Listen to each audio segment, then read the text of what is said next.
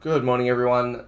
So last time we spoke, in the before times, we were introduced to the concept of the inverse matrix, where if you multiply an inverse matrix by the original, you get the identity matrix, and the identity matrix is basically the equivalent of multiplying by 1.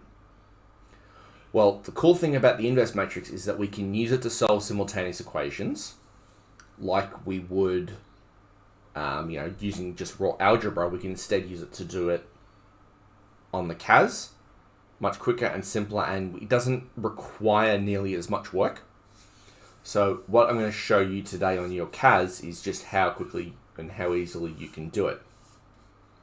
Now, as a reminder, when I do things on the CAS, I have a keyboard that I can bring up. For whatever reason, I can't show you that on here. So you'll have to listen very carefully to my instructions as I'm talking about it. So, to do what we need to do, we need to define some matrices first. Now, if you want to manually type these out, you can. However, I find it easier to just define them. So, first things first, we're going to need to define matrix A. So, in this case, A is going to be our pronumerals. So, no pronumerals, our coefficients. So, matrix X, so I'm going to define this one first. Matrix X, now remember, all your matrices controls are in Math 2 on the keyboard. It's just X and Y. So these are your X and Y values that we're looking for. And then we are going to store that, top left little arrow, and we're going to store that in X. So it's done. Now, the next thing we are going to do is we are going to store some pronumerals. So what I'm going to do is I'm going to go 2, 1, go -1, and 3. And I'm going to store that in A. Now, if I type AX, it gives me 2x plus y equals minus x plus 3y. Which looks like the start of a pair of simultaneous equations.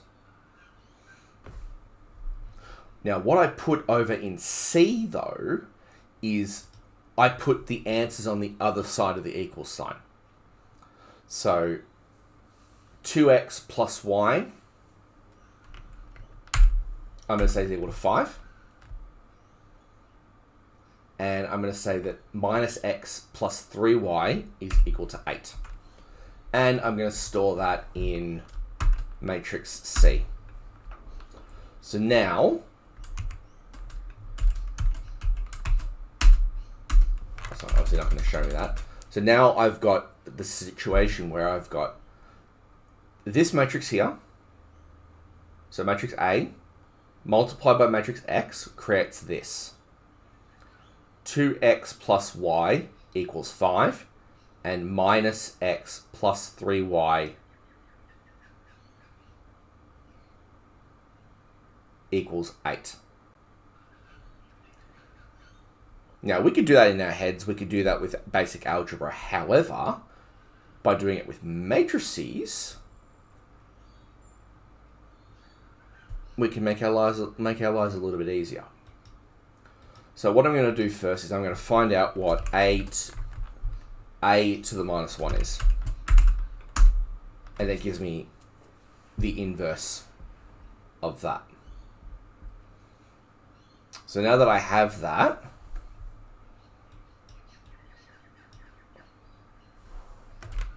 now just to prove my point, that's the identity matrix. Remember, the identity matrix is if you're working with 2 by 2s, then it's 1, 0, 0, 1.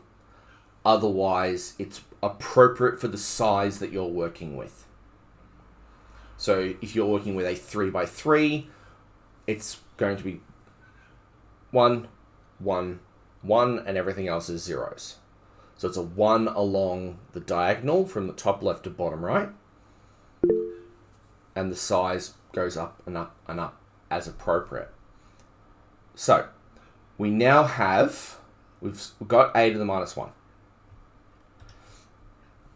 Now, above me, I've written out some logic. If we have matrix A times matrix X and it's equal to C, then we can solve for the contents of matrix X by multiplying both sides by inverse of A. Now, the order is important because, remember, our matrix multiplication rules mean that you have to have the two inner dimensions of the matrices match so that it works. So on the left, we have a to the minus 1, which is here, as you can see, a 2x2. And then we are going to multiply that by C, which is a 2x1. So 2x2 times a 2x1. That means that the answer that we're going to produce is going to be a 2x1 as well. And a 2x1 happens to also be what this one is at the top here. 2 rows, 1 column. So if we can get a value for a to the minus 1 times c, well then it'll also be the same as x. So it'll say xy equals d. So because they're the same, we can just go, oh, well, okay, done. They're, that's x and that's y. So let's do that on here. So a to the minus 1 times c, and it spits out the answer 1, the matrix of 1 and 3, which makes sense. So if we go back and we just go through some simple logic, 2x plus y, well, our answer down the bottom here says, well, by equivalence, x is 1, y is 3. So let's try that. X is 1, y is 3. 2 times 1 plus 3 is 5. Well, that's what c is. And minus 1 plus 3 times 3, so that's minus 1 plus 9, is indeed 8. So we have now shown what matrix X should be to solve that simultaneous equation.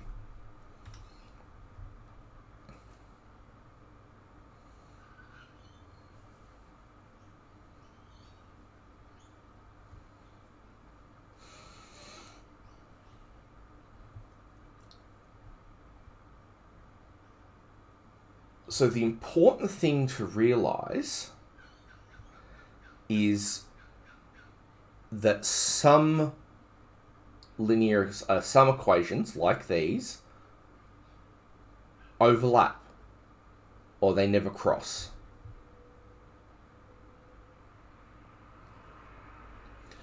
And we can test if we're trying to solve an impossible question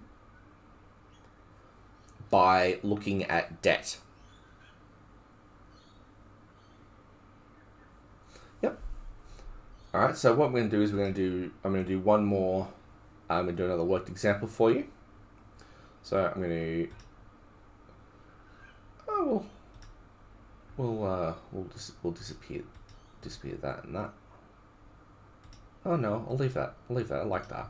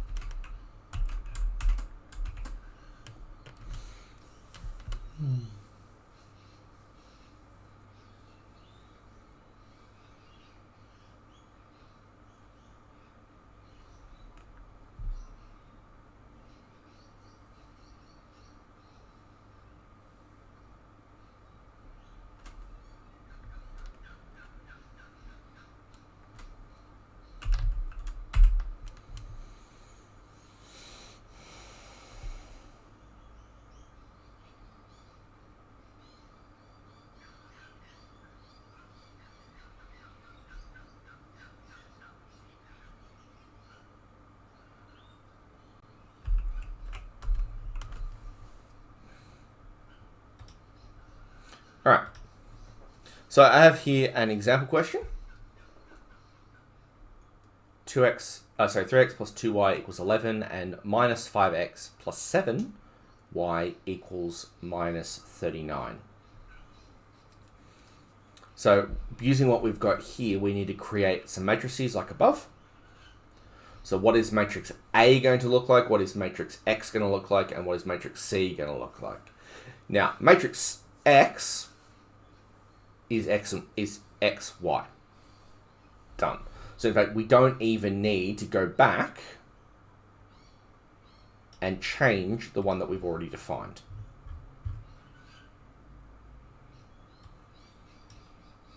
But what we can do is, because I've got all this working at here, I can indeed go back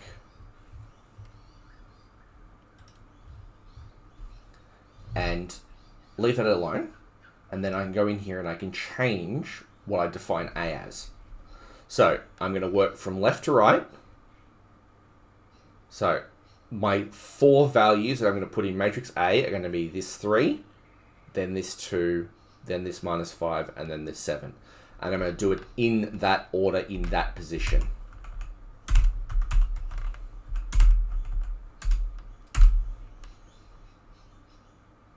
All right. So I've got that, and I'm going to hit exe. Now ignore the rest of that because that's obviously based off dodgy information. Because we're solving for x equals 5, the whole thing equals 5, and the whole thing equals 8. So we need to go down to C, and we need to change what our C values are. Now our C values are going to be this 11 and this 39. Oh, minus 39. And then I can hit exit and run that. Now, obviously, this step here, ignore that. That was just based off the previous question. So we can see here, I have the left-hand sides, I have the right-hand sides, and now I can use that to find my answers. So a to the minus 1 is that, because sometimes with a lot of these questions, you'll be asked to state what the inverse matrix is to show that you know how to get it, and then actually do that multiplication. A to the minus 1 times C, and it produces this, which is our answer. So if we go back and we check our answers, so we go back over to here, 3 times 5 is 15, plus 2 times minus 2, that's minus 4, so it's 15 plus minus 4, which is, hey presto, that's 11. And then we can check our answer in the other one. Minus 5 times 5 is minus 25, plus 7 times minus 2, which is minus 14, minus 25 plus minus 14 is, hey presto, minus 39.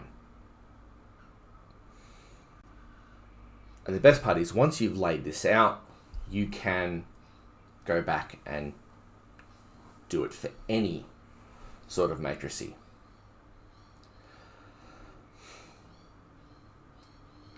Now, what happens if I give you something that looks a little bit like this? Now I'm going to hide this for a moment. Give you and show you a new question.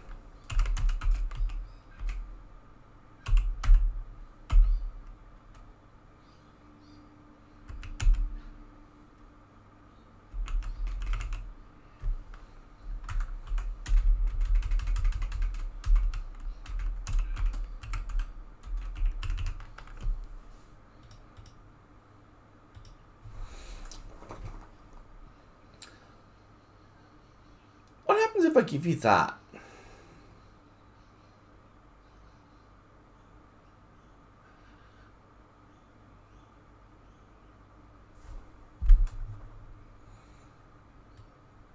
I'm going to go back and I'm actually going to put it in.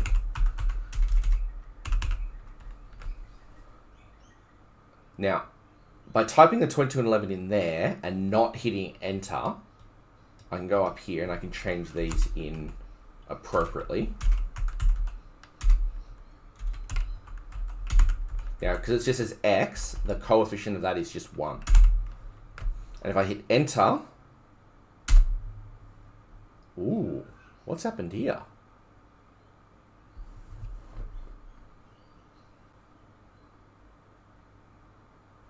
What's happened there?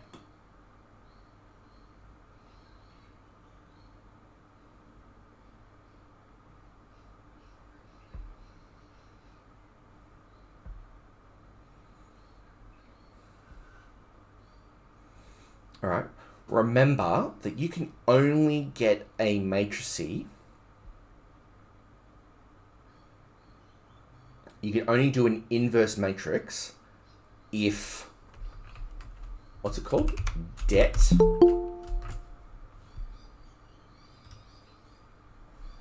Remember, you can only get an inverse matrix if det of that matrix is not 0. Well, what is det of A?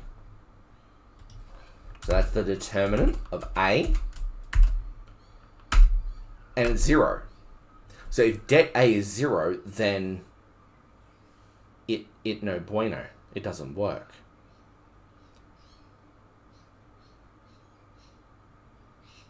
All right? And that's because, of course, these two lines don't have a solution because they're the same line. All right, why are they the same line? What happens if you simplify the top equation? If I just divide everything by 2, then I get x plus 2y equals 11 as well. So it's the same. All right. Now, what also can happen is if I'm using, say, a similar set of numbers, but this time what I do is I change them to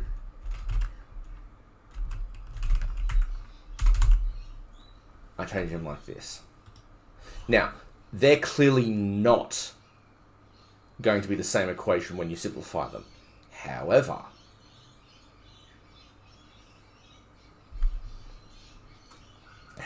this whole thing is going to produce for me something similar. So I'm going to go through and I'm going to change matrix C again to 6 and 4, like my new equations. And I'm going to hit run. And it's still going to say det 0.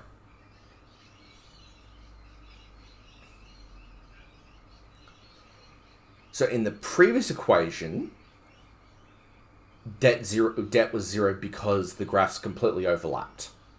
In this case, if you were to visualize those two lines, what you would find is that they don't coincide, they're not perfectly overlapping, but they are parallel to each other, which means they never cross anyway.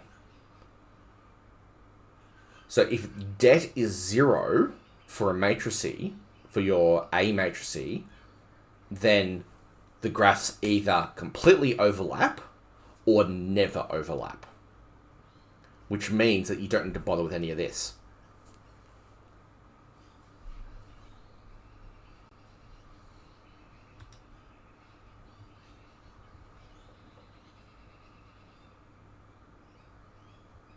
So there are no unique solutions or no solutions. All right, so this special language, yes. So if two equations are inconsistent, their graphs are parallel and never cross. So these two are an example of inconsistent equations. Their graphs never cross. In the previous example, if I go back up and if I change this to, what was it previously, 22 and 11, go into the CAS, 22 and 11, run everything. Still says det 0. In this example where the graphs perfectly overlap, because we can clearly see that one is a simplified version of the other, then they are dependent on each other. So inconsistent means they're parallel and never cross. Dependent means that they overlap and always cross. They never not cross.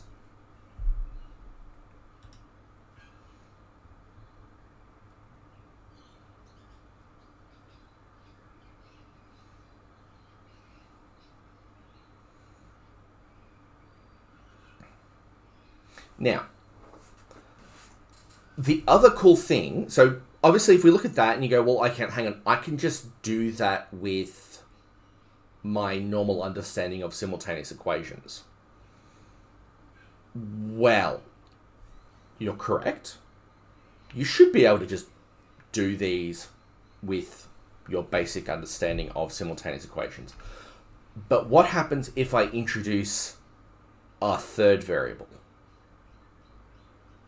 All right. So what happens if I start making a bit of a mess?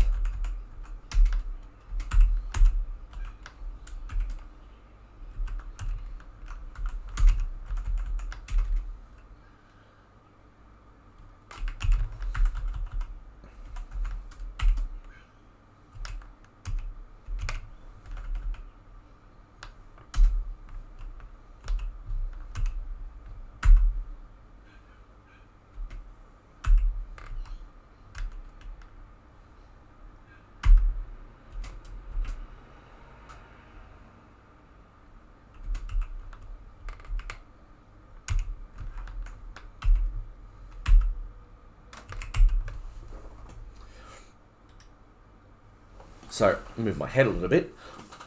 I now have not 2 variables to find, I have 3 variables to find. And therefore I need 3 equations to solve with. Alright, the process is going to be the same. So what I'm going to do is I'm going to clear my calculator away. I'm going to clear all the variables. Alright, the reason why I clear all my variables is I don't want any leftover residue from my previous question, because I'm going to need to redefine everything. So, clear variables, clear all. So now I'm going to need to define these. Now, what am I going to need to define A for this example? Because it's not going to be a 2 by 2 anymore. I'm going to need a 3 by 3. So again, on your keyboard under Math 2, if you go to the 4th one down, 3rd one across, you'll see a pair of squares, does that. Press it again, and you can now have a 3 by 3. So I'm going to go through, I'm going to put these values in. So top left, so it's going to be 3, minus 2, and 5. And then 1, 2, and 4. 4, minus 5, and minus 6. And again, I'm going to store that in, so we can go down to var, and get capital A,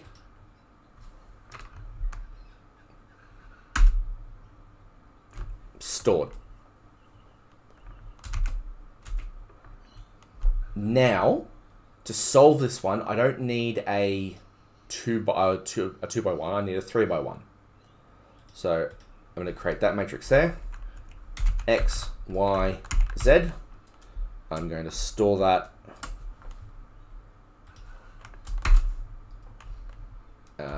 in matrix X. And we'll just check to make sure that this works. A times X. Yep, that lines up with what I've got.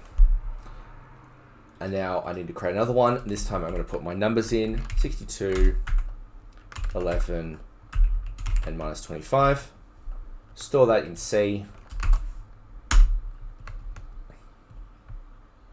So first things first, is this even possible? What's det A? Det A is minus 85. Beautiful. We can keep going. So, first things first, what is A to the minus 1?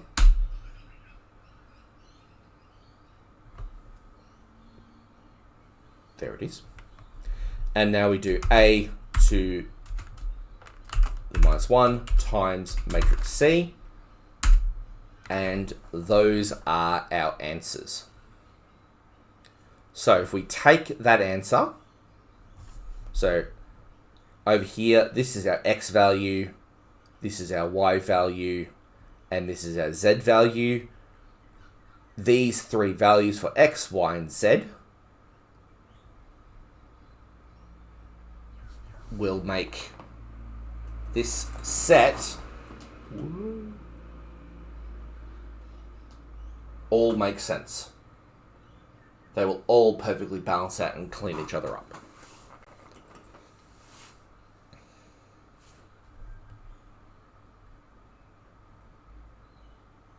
All right. Doing this with matrices is much quicker than trying to do it by hand. Assuming you have a calculator that can do matrices.